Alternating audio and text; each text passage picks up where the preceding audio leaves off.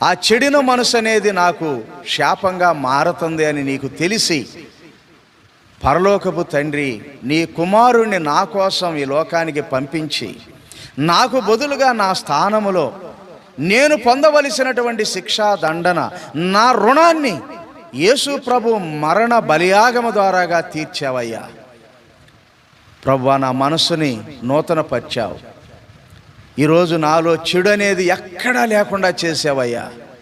నన్ను మార్చావు ప్రభువా అని నీలో ఈ కార్యం జరిగితే ఆరాధించు, లేకపోతే నోరు మూసుకొని కూర్చో. అబద్ధాల ఆరాధన చేయబాకు, అది నీకే నష్టం. యథార్థంగా ఉన్నావా, నిర్దోషంగా ఉన్నావా, నిజంగా మారావా? ఒకవేళ ఈ రోజు నుంచి ఇప్పుడు ఈ ఆరాధనలో నువ్వు విన్న మాటలను బట్టి ఒకవేళ మారాలనేటటువంటి తాత్పర్యం నీకుంటే, మారతానని ఒక వడంబడుకుంటే వెలుగెత్తి ఆరాధించు.